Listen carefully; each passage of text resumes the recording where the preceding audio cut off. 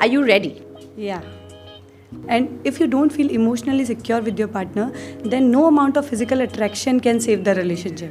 This word of settling or compromise, do you encourage people to think of it? No, I don't take it negative, because if you don't sacrifice, your relationship will never thrive. The little compromises you have to do to make your relationship work. Say, you did not text me whole day. When you say this, you are just blaming the other person. How you repair after the fight, how you come back after the fight, that matters. Because it is a very big decision of your life, right? It can impact you and your family as well. So I feel it should be discussed priorly. When you have a child, from lover, from partners, you suddenly become, where's the diaper? When is the doctor's appointment? And then we made this simple rule.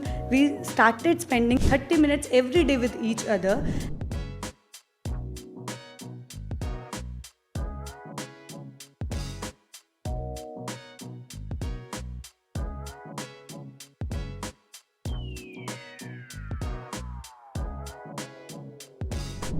The Relationship Edit Season 2 is brought to you by BharatMatrimony, because we care about talking about real life problems, real solutions that modern day couples have in their relationships. Let's get started. Hi, my name is Dr. Dutta, and I'm a psychiatrist by profession, a true romantic at heart, and I help people with emotional and relationship well-being. But this is not only about me. This is me speaking with experts about real life problems around relationships, especially modern day relationships, those that need to navigate unknown and uncharted seas. With me, I have today Miss Komal, who's a love coach and a big sensation on social media. In fact, she told me a fun fact that she helps people in healing from relationship issues, and most people assume that she's had a love marriage. But she's going to tell us the truth about it. Hi Komal, welcome to the Relationship Edit Season 2. Hi, I'm Komal. I'm a love coach, and because I'm a love coach, people assume that my marriage is perfect, but it's not.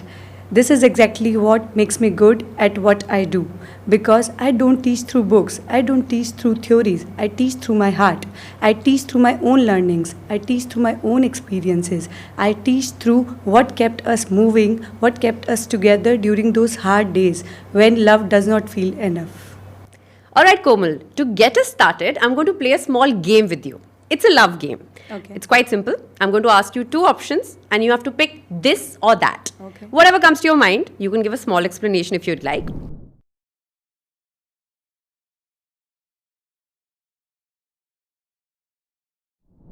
Let me start with the most important one.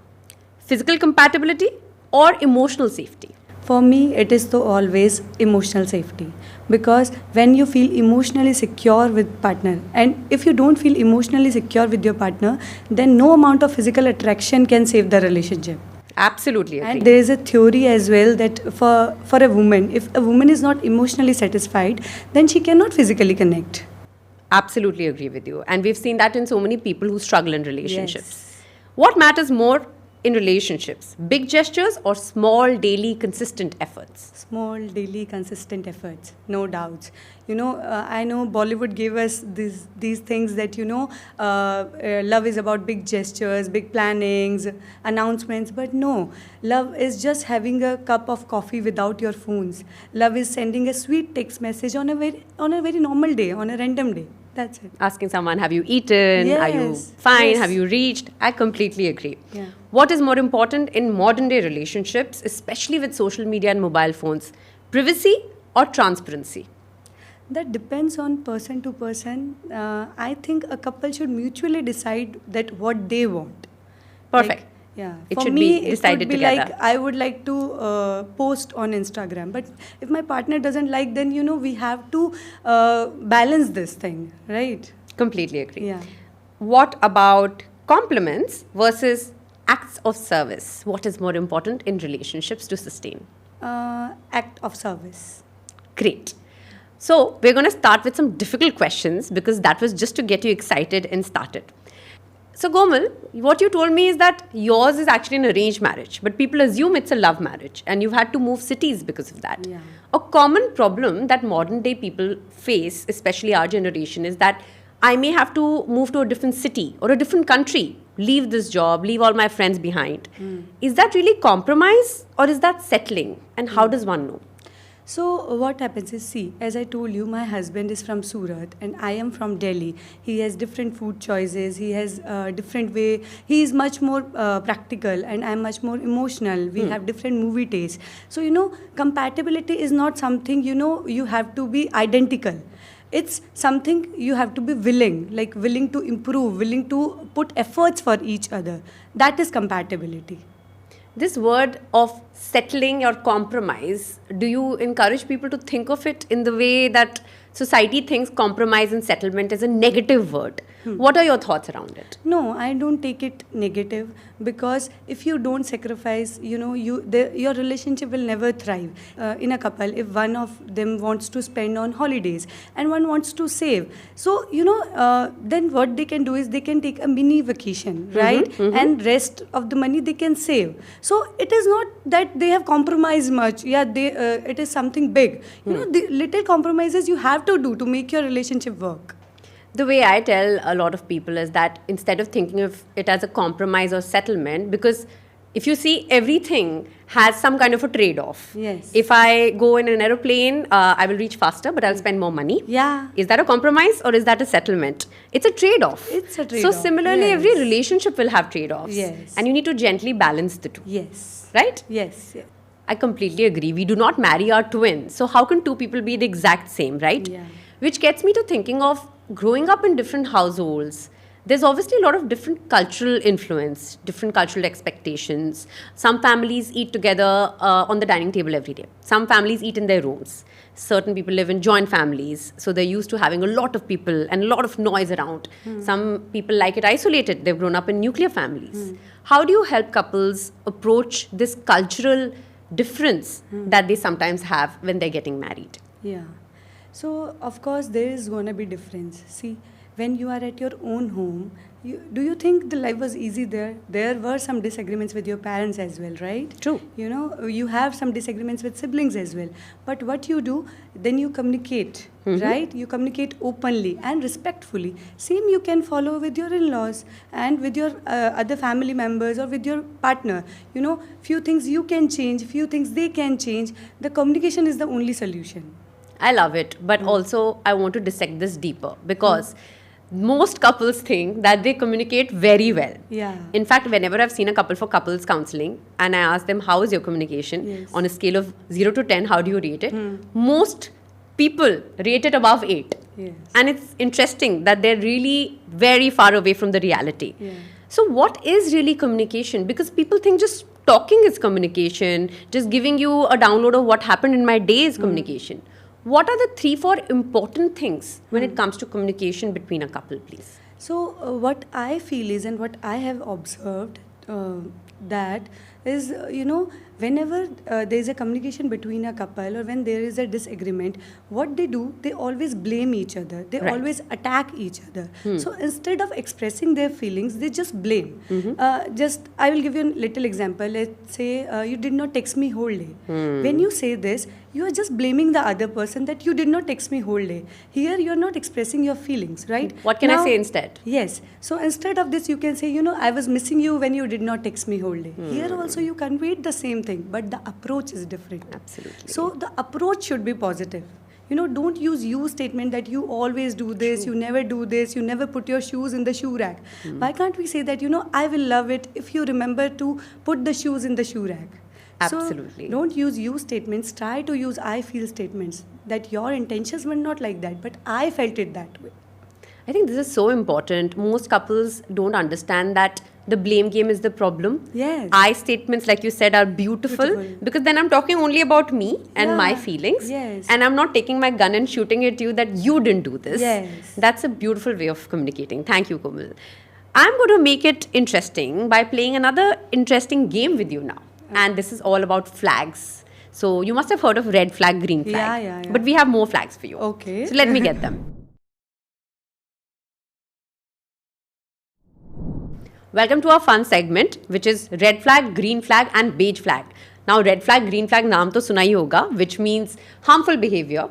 Green is obviously great behavior or things that your partner should have. But beige behavior are actually quirky human traits that most of us have. They're not really harmful, so you don't need to over dissect it.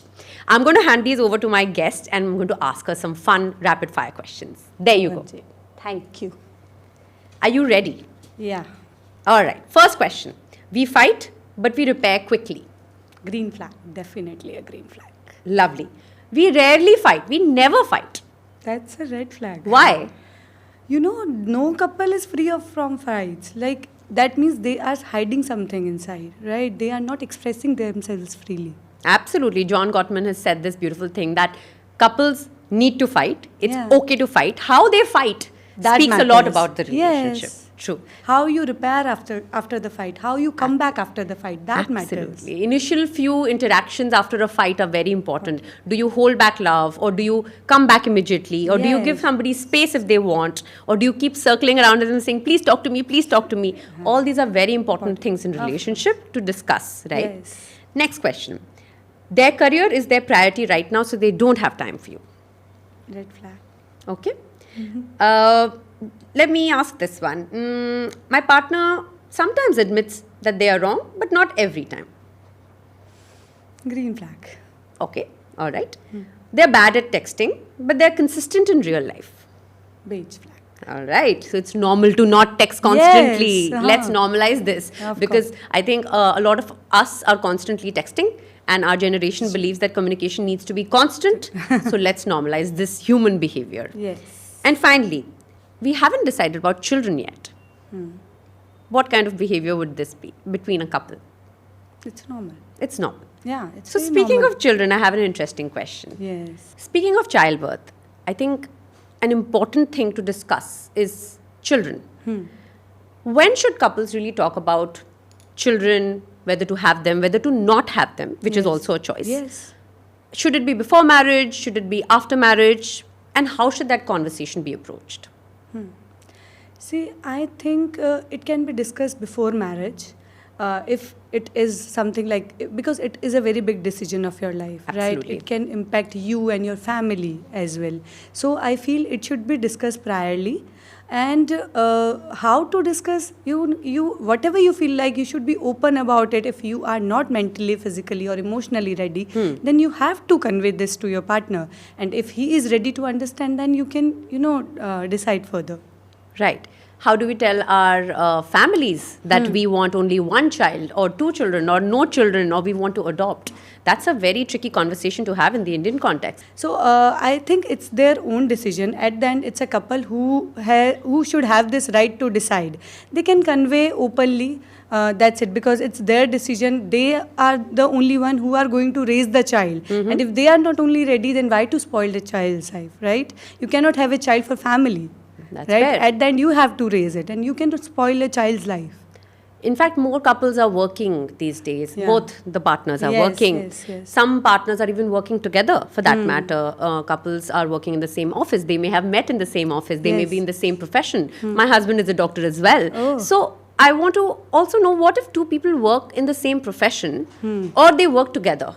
How does that work, especially with the couples that come to you for help? Could it be a problem? Could it be an advantage?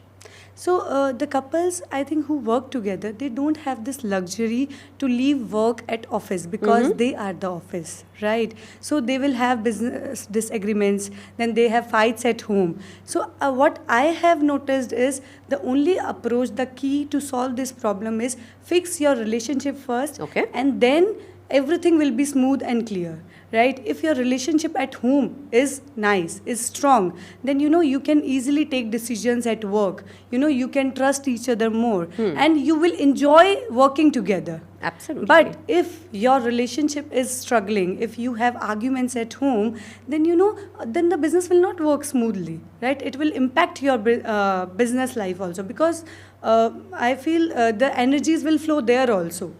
True.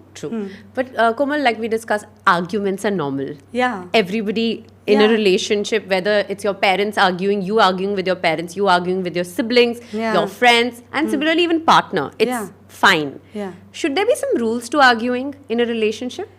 So the first 3 minutes of a fight are very important. You know, the first 3 minutes can decide whether this fight will convert into a bigger fight or it will get resolved easily. You know, in the first 3 minutes, what we focus on, we feel like that we are facing a lion. Correct. A lion is in front of me and I have to save myself.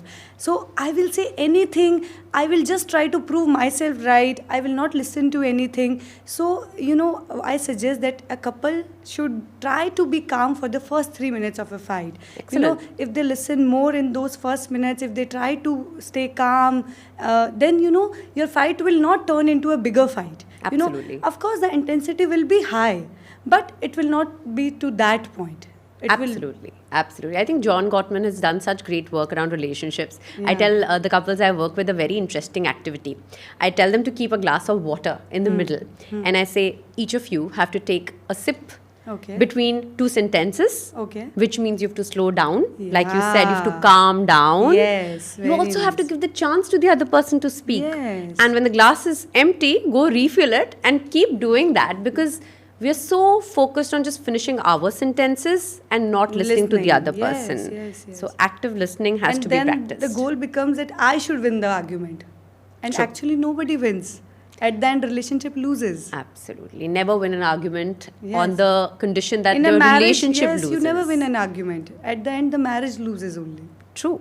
One of the most common things that couples argue and fight about are children. Yeah.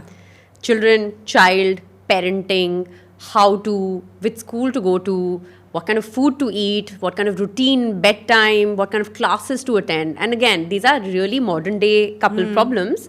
I believe back in the day, things were slightly different. Avenues were lesser.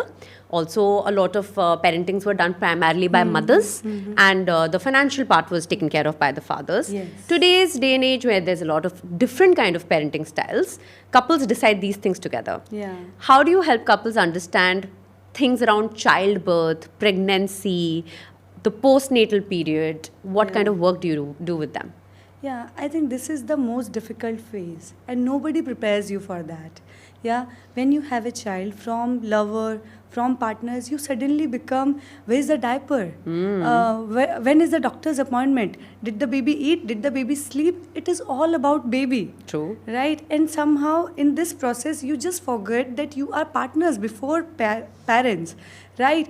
And that's why they have such disagreements, you know, because the number of topics of fights increases after having a baby. As you said, you know, you have different parenting style, you know, whatever right for a mother is maybe not right for a father. Whatever classes she chooses, maybe it's her decision, but the father wants to enroll him for something else. So Correct. there are many disagreements, there are much more fights. So, you know, to overcome this, you know, what they need to do is, I think they need to spend much more time with each other as a couple instead of parents.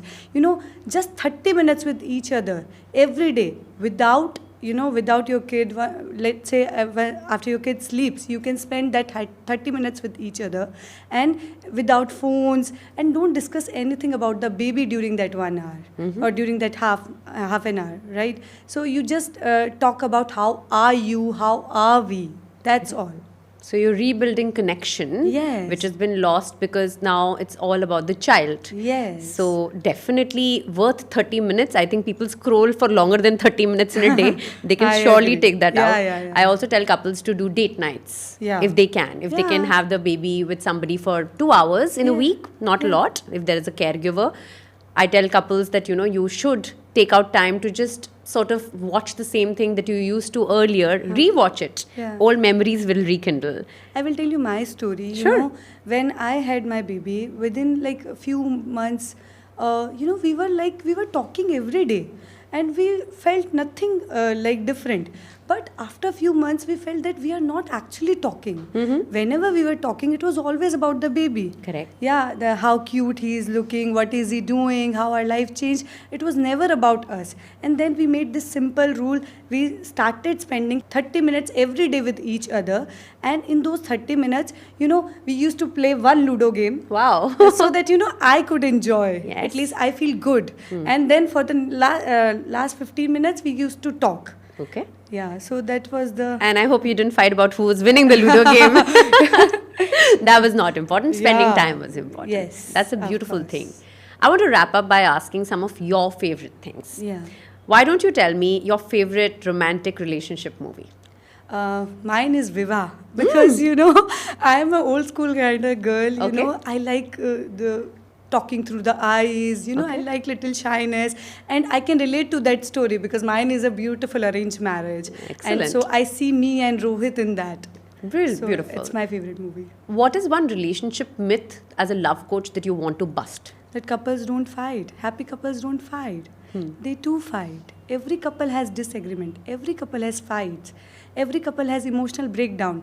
But what makes them different is how they come back to each other, how they resolve their fights. Absolutely right. The relationship edit is going to continue, especially with the same guest. We're going to have more interesting games, fun banter, conversation, real topics. Stay tuned for part 2.